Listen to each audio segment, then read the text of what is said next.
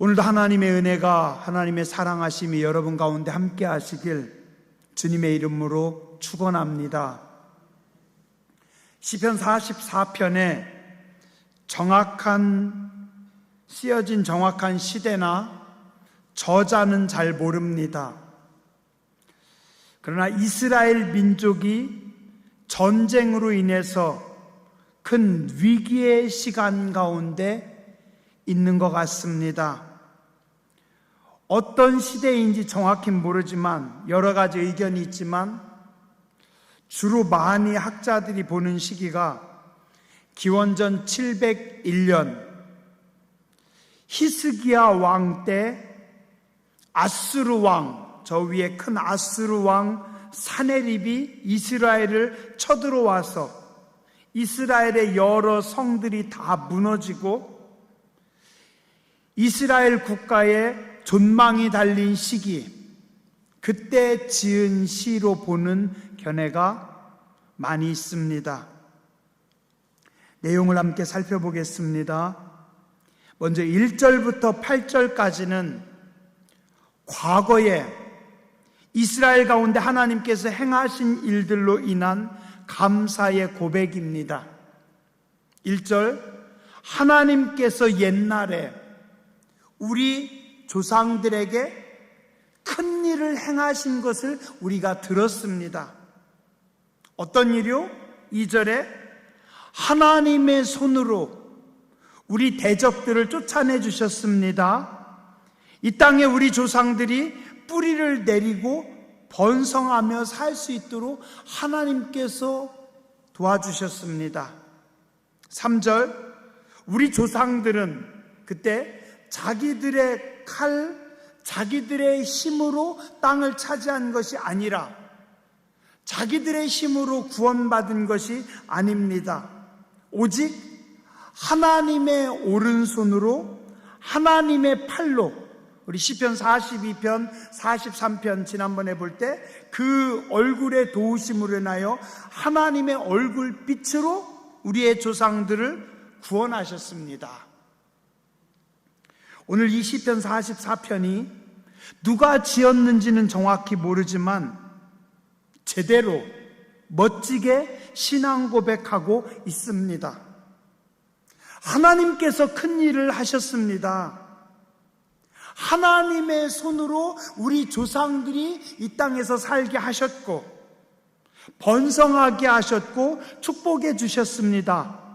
우리 손으로, 우리 힘으로 한 것이 아니라 하나님의 손으로, 하나님의 은혜로 하신 겁니다. 하나님은 우리 인간의 오감으로 감지할 수 없는 분입니다. 그러나 우리의 오감으로 하나님을 감지할 수는 없지만 우리의 신앙 고백을 다 보시고 들으시는 분입니다. 오늘 우리는 하나님을 다 알 수 없지만 하나님은 우리의 일거수일투족을 다 보시고 아시는 분입니다. 지혜로운 자들은 그 하나님 앞에서 겸손하게 고백합니다. 뭐라고요? 하나님께서 하셨습니다. 하나님께서 도와주셨습니다. 하나님의 은혜입니다. 우리도 그렇죠? 우리가 광복한 것은, 우리가 6.25 전쟁 이후에 오늘까지 온 것은 우리의 힘으로, 우리의 능력으로 된 것이 아니라 하나님께서 베풀어 주신 은혜고 하나님께서 하신 겁니다. 그러나 어리석은 사람들은 교만해서 착각합니다. 내가 한 것입니다. 내 능력입니다. 내가 똑똑하기 때문입니다. 구약성경 다니엘서 4장에 보면 바벨론에 느부갓네살이라고 하는 왕이 나옵니다. 하루는 이 왕이 꿈을 꿨어요. 그런데 꿈이 참 이상합니다. 어느 땅 한가운데 엄청나게 큰 나무가 있습니다. 그런데 갑자기 하늘에서 한 순찰자가 내려와서, 천사인 것 같아요, 그 큰 나무를, 밑둥을 잘라버리는 겁니다. 그러더니 그 큰 나무를 잘라버리고 나무의 밑둥에 쇠사슬을 갖다 감아버립니다. 그랬더니 이 큰 나무의 밑둥이 하늘의 이슬을 맞고 들에 있는 들짐승들, 짐승들하고 같이 어울려서 살고 있어요. 얼만큼요? 7패입니다. 느부갓네살 왕이 이 꿈을 꾸고, 참 꿈이 이상합니다. 보통 꿈이 아닌 것 같아요. 신하들을 불러서 꿈 이야기를 하고 해몽해달라고 하는데 아무도 해몽을 못합니다. 그때 다니엘을 부릅니다. 다니엘이 와서 이야기합니다. 그 큰 나무가 뭐냐면 왕입니다. 하나님께서 왕을 세계 가운데 한 중앙에 큰 나무로 세워졌는데, 왕이 스스로 큰 줄 알고 스스로 훌륭한 줄 알고 교만해서 하나님께서 그 큰 나무를 자르는 것은 왕을 자르는 겁니다. 그래서 밑둥만 남았는데 쇠사슬에 매였고 이슬을 맞고 들짐승들하고 같이 지내는 것은 하나님께서 왕의 지혜를 거둬버리셔서 왕이 미칠 겁니다. 그래서 왕이 짐승처럼 들에서 이슬을 맞으면서 자고 들에서 짐승들처럼 같이 풀을 뜯어먹고 짐승과 같이 살 겁니다. 얼마 동안요? 7대 동안, 7년 동안 이런 일이 벌어질 겁니다. 그리고 7년 후에 왕이 정신이 돌아와서 다시 제대로 왕이 될 겁니다. 진짜 왕이 미쳐버립니다. 느부갓네살 왕이 미쳐서 7년 동안 제정신이 아닙니다. 짐승처럼 살아갑니다. 왕이 밖에서 들에서 자고 풀을 뜯어먹고 짐승들처럼 같이 살다가 나중에 돌아옵니다. 뭐예요? 교만한 느부갓네살 왕이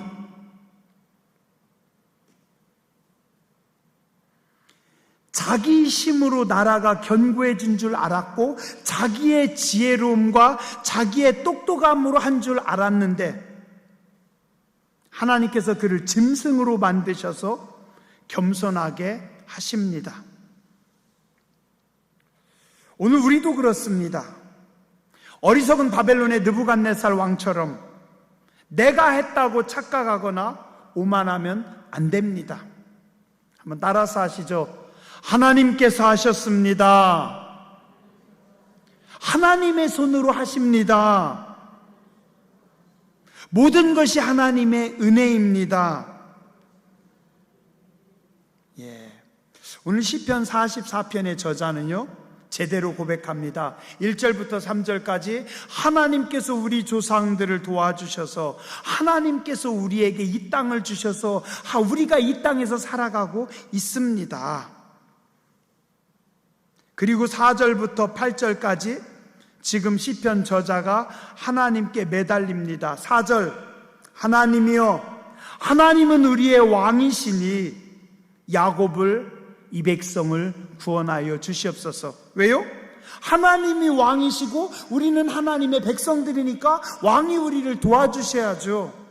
5절, 우리는 주님을 의지합니다.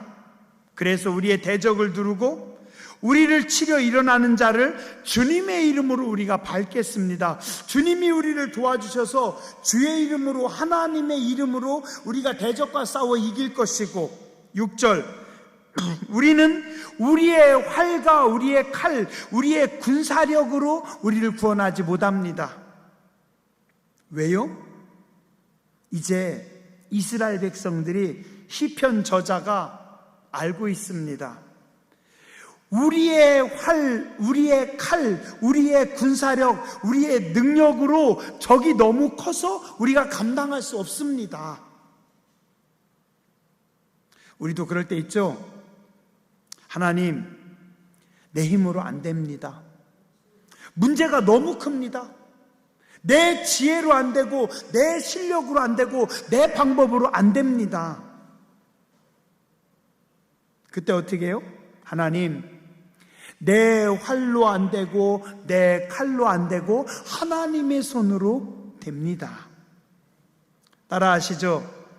빨리 깨닫는 게 은혜입니다. 빨리 하나님께 맡기는 게 지혜입니다. 오늘 시편 저자는 알았습니다. 하나님, 내 칼로 안 됩니다. 내 활로 안 됩니다. 하나님의 힘으로, 하나님의 능력으로 됩니다. 7절과 8절에 하나님의 도우심을 구하며 하나님을 찬양합니다. 하나님은 이런 기도를 아주 기뻐하십니다. 7절, 오직 주께서 우리를 우리 원수들에게서 구원하시고 우리를 미워하는 자로 수치를 당하게 하셨나이다. 누가요? 오직 하나님만이, 오직 하나님만이 나를 도와주십니다. 오직 하나님만이 내 대적으로 하여금 수치를 당하게 하십니다. 그래서 우리가 종일 하나님을 자랑하였습니다. 우리는 하나님의 이름에 영원히 감사합니다. 자, 이 정도 되면은요, 하나님이 어떻게 하겠어요? 버리겠어요? 아니면 도와주시겠어요? 오늘 고백합니다. 이게 여러분의 고백이 되시기 바랍니다. 우리가 종일 하나님을 자랑합니다. 우리가 하나님의 이름에 영원히 감사하리다. 우리 8절 같이 함께, 오늘 말씀 8절 같이 읽겠습니다. 여러분이 고백하는 마음으로 8절, 성경 8절 같이 읽겠습니다. 자, 시작. 우리가 종일 하나님을 자랑하였나이다.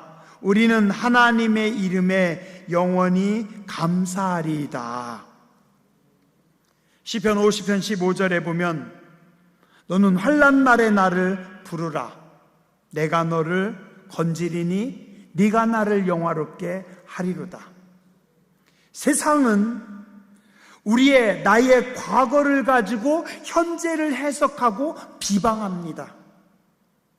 그러나 하나님은 나의 현재를 가지고 내일을 축복하시는 분이십니다. 과거와 상관없이, 현재와 상관없이 아버지 앞에 나아가는 것이 지혜이고 복입니다. 내가 아무리 부끄럽고 아무리 취해도 하나님 앞에 나가서 엎드림이 은혜입니다.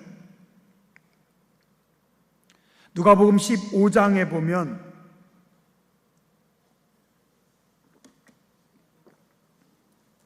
아버지 생전에 아버지 재산을 빼앗다시피 받아서 집을 나간 둘째 아들 탕자의 이야기가 나옵니다. 나쁜 놈이죠. 버르장머리가 없는 거죠. 근데 이 못된 아들이 한 일 중에 가장 잘한 일이 성경에 기록되어 있습니다. 뭐라고요?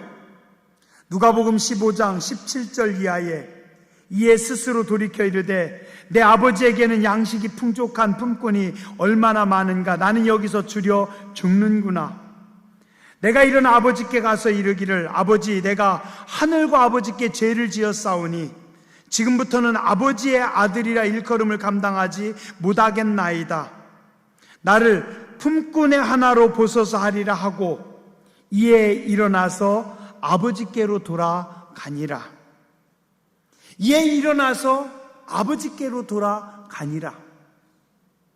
죄를 깨닫는 순간, 아버지 앞에 엄청나게 큰 죄인이지만, 아버지 재산을 많이 날렸지만, 내가 악한 자지만 깨닫는 순간 아버지에게 돌아오는 게 지혜입니다. 만약에요, 저는 그런 생각을 해봤습니다. 탕자가 집 나간 아들이 이미 망가진 것들, 엎어진 물을 자기가 주워 담으려고 했으면 어떻겠습니까? 나는 성공하기 전에는 아버지 앞에 안 갈 거야. 내가 아버지 재산 날린 거 그만큼 다 벌기 전에는 아버지에게 절대 안 갈 거야. 만약에 이를 악물고 세상에서 성공하기 위해서 날린 아버지 돈을 다시 회복하기 위해서 열심히 일했다면 어떻게 될까요? 집에 못 돌아갑니다. 아니면 그 재산을 회복하고 성공하기도 힘들지만 그가 성공했을 때는 이미 아버지가 돌아가셨을 때입니다. 집에 못 돌아가든지 아니면 이미 기회를 날리든지. 근데 아버지가 원하는 것은 그가 다시 잃었던 재산을 다 회복하는 것이 아니라, 아버지는 재산이 중요한 것이 아니라 아들이 중요했기 때문에 아들이 돌아가서 아버지에게 오는 겁니다. 그 아들이 아버지에게 올 때 회복, 다시 성공하는 거, 그건 누가 줘요? 아버지가 주는 겁니다. 이게 신앙입니다. 우리가 신앙생활하면서 나의 문제를 내가 다시 회복하고 내가 다시 성공하고 내가 잘하고 그리고 나서 하나님 앞에 나가겠습니다.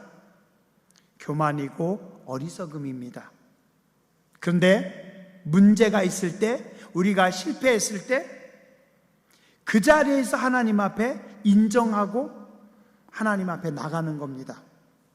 그러면 내가 회복하는 것이 아니라 내가 나의 죄악된 모습, 실패된 자리에서 하나님 앞에 나아갈 때 하나님께서 우리를 용서하시고 하나님께서 우리를 회복시키십니다. 그게 신앙이고 그게 성도의 길이라고 성경은 말씀하고 있습니다.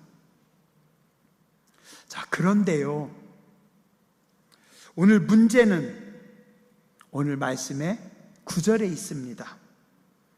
자, 우리가 아버지 하나님을 의지합니다. 아버지 하나님이 하셨습니다. 아버지 하나님의 도우심을 구합니다. 그리고 내가 하나님 앞에 나와서 엎드렸습니다.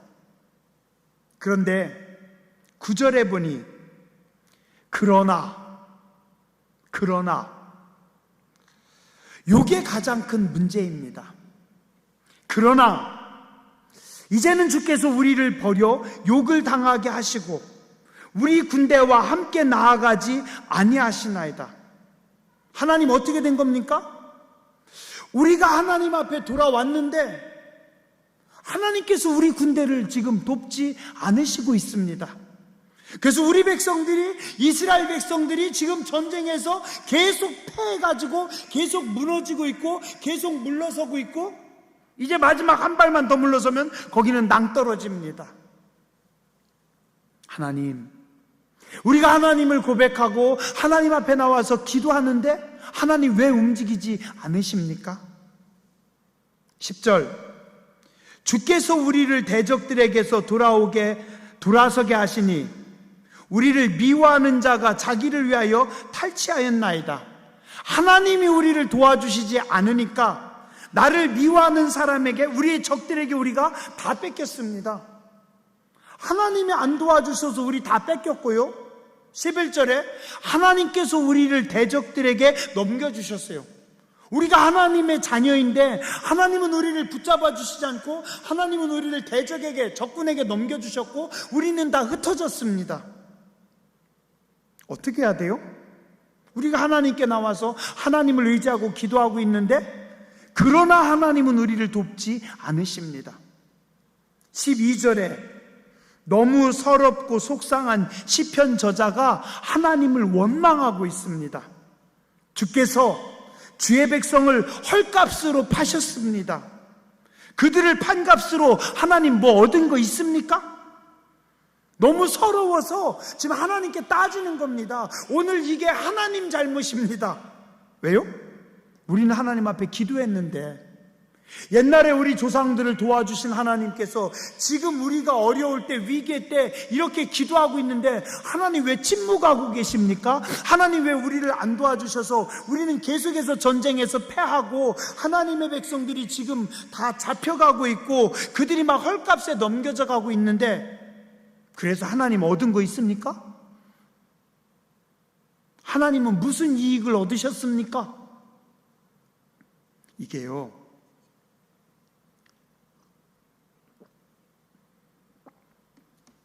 어떻게 보면 엄청난 불경건입니다. 아니, 어떻게 하나님께 죄를 돌릴 수 있을까? 어떻게 하나님께 이렇게 따질 수 있을까?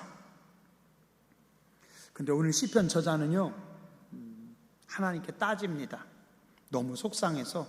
그래서 하나님 뭐 얻은 거 있습니까? 하나님 이게 뭡니까? 13절부터 16절까지 계속해서 속상해서 지금 시편 저자가 하나님께 따지고 있어요. 하나님, 우리로 하여금 이웃들에게 욕을 당하게 하시고 있습니다. 그들이 우리를 둘러서서 조소하고 조롱하고 있습니다. 니들이 하나님의 백성이라고? 니들이 기도한다고? 니들이 예수 믿는다고? 꼴 좋다. 그들이 우리를 조소하고 조롱하고 있습니다. 14절, 하나님, 백성들 가운데 우리가 이야기거리가 되고 있고 우리가 민족들 중에서 머리 흔듦을 당하게 하셨습니다. 우리의 머리가 흔들리고 있습니다. 사람들이 우리를 조롱합니다. 하나님, 우리가 이렇게 비참해져야 됩니까? 15절, 나의 능욕이 종일 내 앞에 있으며 수치가 내 얼굴을 덮었으니 나를 비방하고 욕하는 소리 때문이요 나의 원수와 나의 복수자 때문이니이다. 하나님, 우리가 이렇게 욕먹고 있습니다. 내가 하나님 백성인데, 내가 하나님 사람인데, 하나님 이렇게 우리가 욕먹어도 되겠습니까? 그죠? 분명히 기도하면 다 된다고 했는데, 하나님 바라보면 다 된다고 했는데, 왜 내가 기도하는데 하나님 응답하지 않으시고, 왜 우리가 기도하는데 하나님은 도와주시지 않으시고, 하나님은 지금 어디 계십니까? 너무 속상해서 하나님께 따집니다. 그러면서 17절에 이야기합니다. 하나님, 이 모든 일이 우리에게 임하였으나 우리는 하나님 잊지 않았습니다. 우리는 하나님의 말씀도 어기지 않았습니다. 하나님, 우리는요, 하나님을 잊지도 않았고요, 하나님의 말씀을 거역하지도 않았고요. 18절, 우리의 마음이 위축되지도, 하나님 앞에서 우리의 마음이 흔들리지도 않았습니다. 우리의 마음이 흔들리지도 않았고 우리의 걸음도 주의 길을 떠나지 않았습니다. 우리의 마음과 우리의 걸음이 하나님 앞에 변함이 없습니다. 하나님, 우리 신앙생활 잘하고 있어요. 우리 잘못한 거 없어요. 19절, 그런데 하나님 너무하신 거 아니에요? 주께서 우리를 저 승냥이 같은 저 나쁜 놈들, 그들의 처수에다 밀어넣으시고 우리를 사망의 그늘로 덮어버리셨습니다. 하나님의 백성들이 지금 죽음의 그림자 밑에 서 있습니다. 조금만 지나면, 하룻밤만 지나면 저들의 군대가 우리의 성을 다 쓸어버려서 우리 백성들이 다 죽게 생겼습니다. 하나님, 이게 뭡니까? 하나님의 자녀들, 하나님의 백성들, 우리가 하나님을 잊지 않았고 우리가 하나님의 말씀을 지켰고, 그리고 우리의 마음이 하나님 앞에서 흔들리지 않았고 우리의 걸음이 하나님 앞에서 똑바로 됐는데, 저 짐승 같은 놈들한테 하나님 우리의 생명을 던져버리십니까? 하나님, 죽음의 그림자가, 사망의 그림자가 우리를 덮었는데, 하나님, 이건 너무하신 거 아닙니까? 20절부터 21절, 우리가 만약에요, 하나님을 잊어버렸거나 우리가 만약에 이방신들에게 손을 폈다면, 우리가 우상숭배했다면, 21절, 하나님이 이거 모르겠어요? 하나님은 마음의 비밀을 다 아시잖아요. 그죠? 사람은 몰라도요, 저는 여러분들의 마음속에 무엇이 있는지, 여러분들이 오늘 어떻게 사셨는지, 여러분들이 무슨 죄를 졌는지, 여러분들의 머릿속에 무슨 생각을 하고 있는지 저는 모르지만, 중심을 보시는 하나님은 우리의 마음을 다 아시잖아요. 하나님이 우리를 살펴보셨잖아요. 하나님 보셨잖아요. 봐요. 우리가 죄 없잖아요. 잘못된 거 없잖아요. 하나님 다 아시잖아요. 근데 왜 이렇습니까? 22절부터 26절, 의인의 간절한 호소입니다. 하나님의 자녀들의 안타까운 부르짖음입니다. 하나님, 22절에 우리가 종일 주를 위하여 죽임을 당하게 되며 도살할 양같이 지금 생겼습니다. 우리 지금 죽게 생겼습니다. 하나님 뭐 하십니까? 이제는 일어나셔서 깨시옵소서. 지금 하나님 주무시면 안 됩니다. 지금 하나님 침묵하시면 어떻게 합니까? 영원히 우리 버리려고 그럽니까? 우리나라 지금 무너지기 직전이고 죽기 직전인데 어찌하여 하나님의 얼굴을 우리에게서 가리시고 우리의 고난과 압제를 하나님 잊으십니까? 우리 영혼은 진토 속에 파묻히고 우리 몸은 땅에 붙었나이다. 이제 죽음의 그림자가 우리에게 임박해 왔고 우리는 죽기 직전입니다. 어때요? 여러분들 이러신 적 있으세요?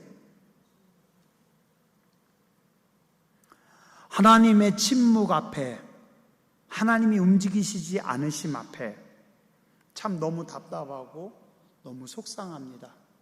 우리가 죽음 직전까지 갔습니다.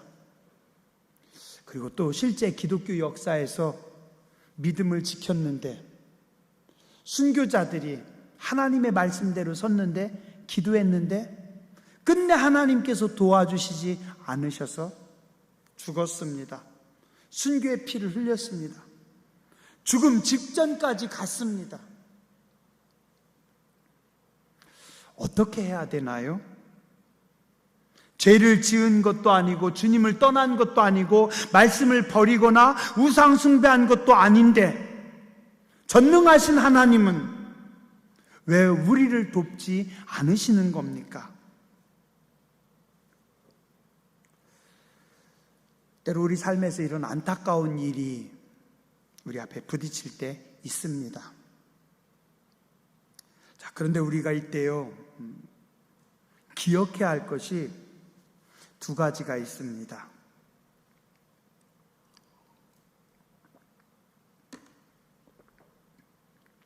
하나는요, 하나님의 시간과 우리의 시간이 다르다는 겁니다. 우리는 자꾸 내 시간을 따라 생각합니다.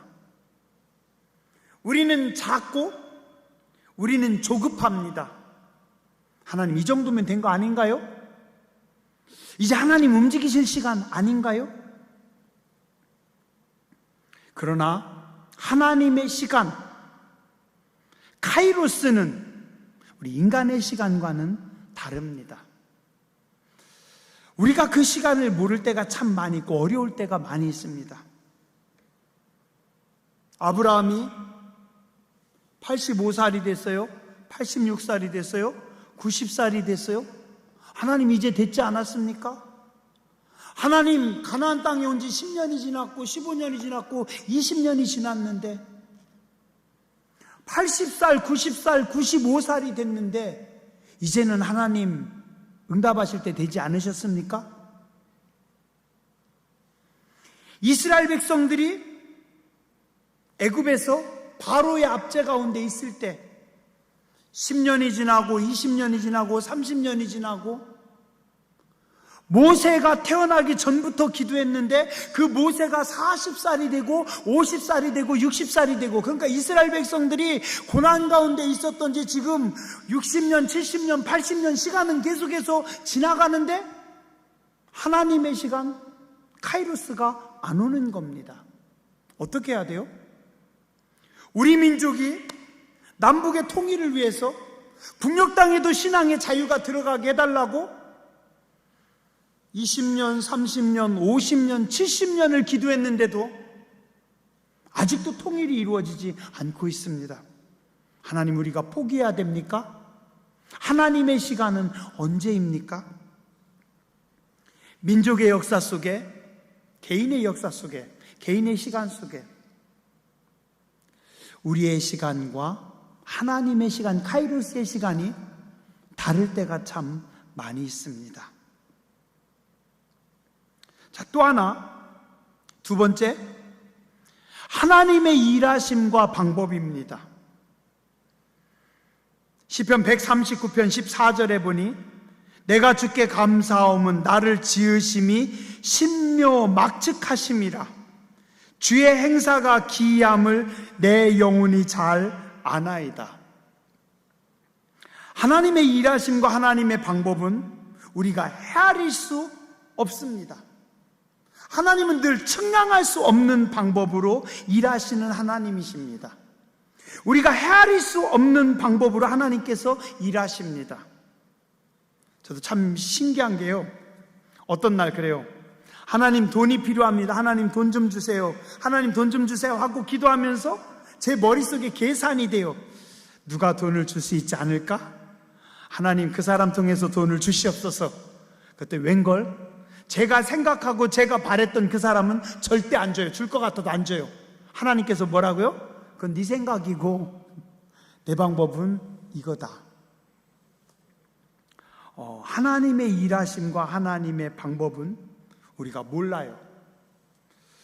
우리는 한두 가지만 방법이 있는 줄 아는데 하나님의 방법은 무한하십니다. 우리가 헤아릴 수 없는 방법으로 일하시는 하나님이십니다. 근데 가장 중요한 건 뭐예요? 우리가 하나님의 시간, 하나님의 방법은 모르지만 분명한 것은 하나님께서 일하신다라는 겁니다. 그리고 우리는 그 하나님을 믿고 맡기는 겁니다. 왜요? 하나님은 가장 정확하시고 하나님은 가장 지혜로우신 하나님이시니까.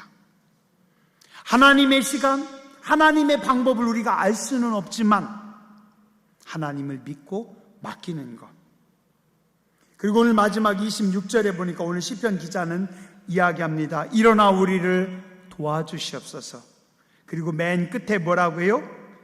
주의 인자하심으로 말미암아 우리를 구원하소서.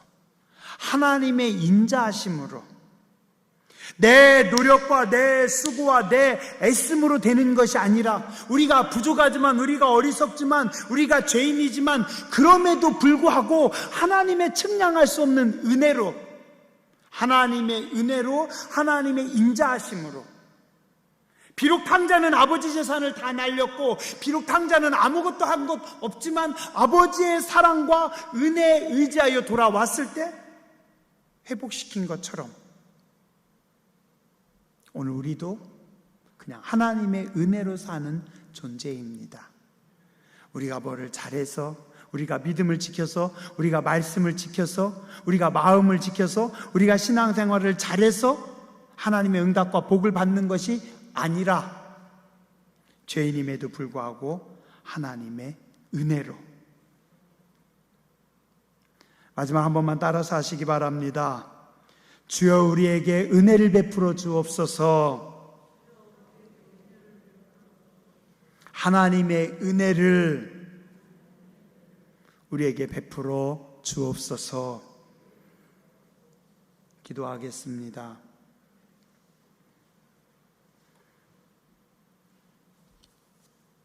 자비하신 하나님, 은혜로우신 주님, 우리가 하나님 바라보며 기도하고 믿음으로 살기 원합니다. 주의 도우심으로 살기 원합니다. 그러나 우리의 삶의 현장이 결코 녹록지 않습니다. 우리가 하나님 앞에 기도하고 우리가 하나님 앞에 바라고 우리가 하나님을 의지하고 나아가도 문제가 풀리지 않고 계속해서 어려움이 닥치고 계속해서 힘듦이 닥치고 언제가 하나님의 시간이고 무엇이 하나님의 방법인지 모르겠습니다. 그러나 자비하신 하나님, 우리를 불쌍히 여겨주시고 은총 베풀어 주시옵소서. 주의 인자하심을, 주의 자비하심을 사모하는 백성들에게 하늘의 문을 여시고 은총 베풀어 주옵소서. 거룩하신 주님 예수님 이름으로 간절히 기도드렸습니다.